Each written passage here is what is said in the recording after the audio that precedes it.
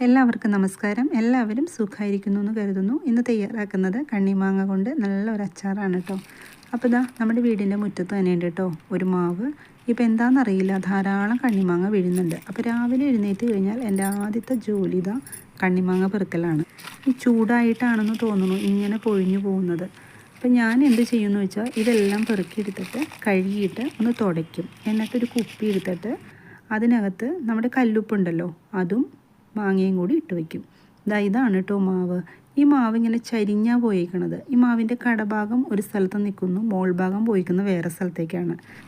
അപ്പോൾ ഇങ്ങനെ വീണ് പോകുന്ന കണ്ണിമാങ്ങയൊന്നും ഇനി ആരും കളയണ്ട കേട്ടോ. നമുക്കത് പെറുക്കിയെടുത്ത് വെച്ചാൽ നല്ലൊരു കണ്ണിമാങ്ങ അച്ചാർ തയ്യാറാക്കാം.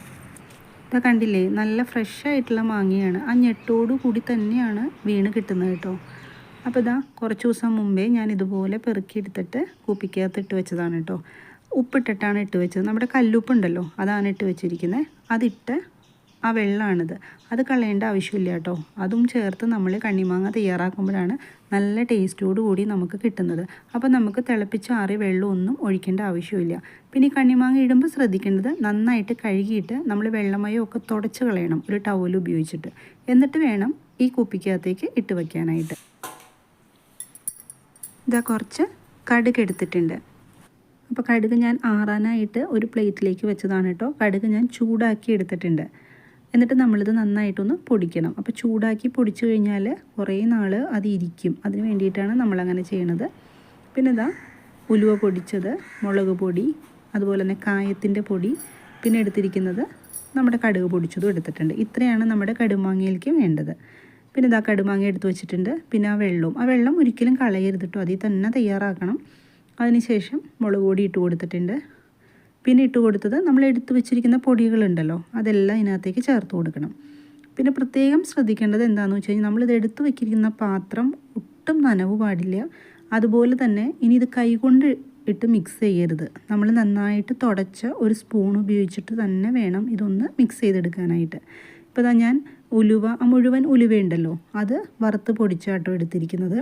കായവും അതുപോലെ തന്നെയാണ് ഞാൻ എടുത്തത്. മുഴുവൻ കായം നന്നായിട്ടൊന്ന് ചൂടാക്കിയിട്ട് പൊടിച്ചെടുക്കുകയാണ് ചെയ്തത്. പിന്നെ കടുക് കുറച്ച് അധികം ചേർത്ത് കൊടുക്കണം. കടുകിൻ്റെ ടേസ്റ്റ് നന്നായിട്ട് മുന്നിട്ട് നിൽക്കണം അല്ലേ കടുക് മാങ്ങയ്ക്ക്. പിന്നെ ഞാൻ ചേർത്ത് കൊടുക്കുന്നത് നമ്മളിതിട്ട് വെച്ച ആ വെള്ളം ഉണ്ടല്ലോ അതാണ് ചേർത്ത് കൊടുക്കുന്നത്. പിന്നെ മാങ്ങ ഉപ്പിലിടാനായിട്ട് എല്ലാവർക്കും അറിയാമല്ലോ അല്ലേ. അതായത് ആദ്യം നമ്മൾ മാങ്ങയിടുക, അതിൻ്റെ മുകളിലേക്ക് കല്ലുപ്പിടുക, പിന്നെയും മാങ്ങയിട്ട് കൊടുക്കുക, അത് കഴിഞ്ഞ് കല്ലുപ്പിടുക. അങ്ങനെയായിരിക്കണം കേട്ടോ നമ്മൾ ഇതിട്ട് കൊടുത്ത് പോകേണ്ടത്. ഒരാഴ്ചയൊക്കെ കഴിയുമ്പോഴേക്കും നമ്മൾ ആ ബോട്ടിൽ നോക്കിക്കഴിഞ്ഞാൽ നമുക്കറിയാൻ പറ്റും ആ വെള്ളം അതിൻ്റെ അടിയിൽ ഇങ്ങനെ വന്ന് കിടക്കുന്നുണ്ടാവും. അപ്പോൾ ആ വെള്ളത്തിൽ തന്നെ തയ്യാറാക്കാനായിട്ട് എല്ലാവരും ഒന്ന് ശ്രദ്ധിക്കണം കേട്ടോ. പിന്നെ ഞാനൊരു സ്പൂൺ ഉപയോഗിച്ചിട്ട് നന്നായിട്ട് ഇതുപോലെ ഒന്ന് ഇളക്കി യോജിപ്പിച്ച് കൊടുക്കുന്നുണ്ട്. പിന്നെ കണ്ണിമാങ്ങ ചിലവർ നല്ല കട്ടയായിട്ട് എടുക്കുമല്ലേ, പല രീതിയിലാണ് നമ്മൾ എടുക്കുന്നത്. പിന്നെ ചിലവർക്ക് കുറച്ചൊന്ന് ഒരു ഗ്രേവി പോലെ കിട്ടാനുണ്ടാവും. അതൊക്കെ ഇഷ്ടത്തിന് എടുക്കാം കേട്ടോ. ഇതിപ്പോൾ നമ്മൾ ഇങ്ങനെ തയ്യാറാക്കി കഴിഞ്ഞാൽ ഫ്രിഡ്ജിലൊന്നും വെക്കേണ്ട ആവശ്യമില്ല, പുറത്ത് തന്നെ വെച്ചാൽ മതി.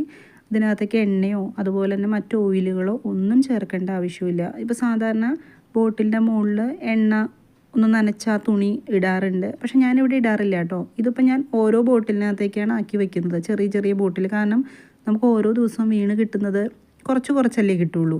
അപ്പോൾ അത് മൊത്തം ഇട്ടിട്ട് പോയി കഴിഞ്ഞാൽ കുറേ ദിവസം കഴിയുമ്പോൾ നമ്മൾ നോക്കുമ്പം കുറേ നാൾ മുമ്പ് ഇട്ടതെല്ലാം അങ്ങ് കുറച്ചൊന്ന് അലന്ന് പോയിട്ടുണ്ടാവും. അതുകൊണ്ട് ഇപ്പം ഞാൻ ഈ വീണ് കിട്ടുന്നത് ഇടുമ്പം അങ്ങനെയാണ് കേട്ടോ ചെയ്യുന്നത്.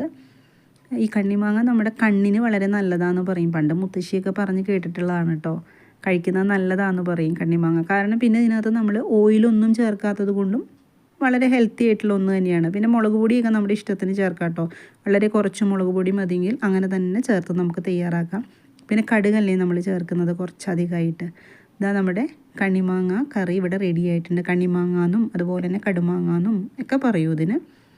കഞ്ഞിയുടെ കൂടെയൊക്കെ കഴിക്കാനായിട്ട് നല്ല ടേസ്റ്റാണ്. ഇപ്പം നമ്മൾ ഈ സീസണിൽ ഇതൊക്കെ ഉണ്ടാക്കി വെച്ചാൽ ഇനിയിപ്പോൾ ഈ മഴക്കാലം വരുമ്പോഴേക്കും നമുക്ക് ഇച്ചിരി ചൂട് കഞ്ഞിയൊക്കെ കുടിക്കണം എന്നുണ്ടെങ്കിൽ വളരെ നല്ലതാണ്. അതുകൊണ്ട് ഇതുപോലെ വീണ് കിട്ടുന്ന കണ്ണിമാങ്ങയൊന്നും ആരും കളയണ്ട കേട്ടോ. അത് പെറുക്കി ഇതുപോലൊരു ബോട്ടിലിനകത്ത് ഇട്ട് വെച്ചാൽ നമുക്ക് നല്ലൊരു കണ്ണിമാങ്ങ അച്ചാർ തയ്യാറാക്കിയെടുക്കാം. ഞാനൊരു ബോട്ടിലിനകത്തേക്ക് ഇതാക്കി വെക്കുന്നുണ്ട്. അപ്പം ഞാൻ 2 ബോട്ടിൽ ഉണ്ടാക്കി വെച്ചിട്ടുണ്ട് കേട്ടോ. ഇപ്പോൾ ഇത് 3ാമത്തെ ബോട്ടിലാണ് തയ്യാറാക്കുന്നത്. പണ്ടൊക്കെ കണ്ണിമാങ്ങ അച്ചാർ ഇട്ടുകൊണ്ടിരുന്നത് നമുക്ക് ഈ ഒരു കണ്ണിമാങ്ങ പ്രായമാകുമ്പം മാവിൻ്റെ മുകളിലൊക്കെ കയറി പറിക്കാനായിട്ട് ആൾക്കാരെ കിട്ടും. അങ്ങനെയാണ് കേട്ടോ. കുറച്ചപ്പോൾ പറിച്ചെടുത്തിട്ട് ഇങ്ങനെ ഉണ്ടാക്കി വയ്ക്കും. പക്ഷേ ഇപ്പോൾ ഒന്നും അങ്ങനെ ആരെയും കിട്ടാനില്ല. ഇനിയിപ്പോൾ നമുക്കിത് വേണം വെച്ചാൽ നമ്മൾ കടകളിൽ നിന്ന് വാങ്ങിയിട്ട് ഇങ്ങനെ ഇട്ട് വെക്കേണ്ടി വരും. അപ്പോൾ എനിക്ക് ഭയങ്കര ഇഷ്ടമാണ് കേട്ടോ ഈ കണ്ണിമാങ്ങ അച്ചാർ. ചില സ്ഥലങ്ങളിലൊക്കെ വലിയ മാങ്ങ ഇതുപോലെ വീണ് കിട്ടുന്നുണ്ടാവും. ഇപ്പം അതും കട്ട് ചെയ്തിട്ടിട്ട് ഇതുപോലെ കുറച്ച് കടുകൊക്കെ ഇട്ടിട്ട് ഉണ്ടാക്കി വയ്ക്കാം.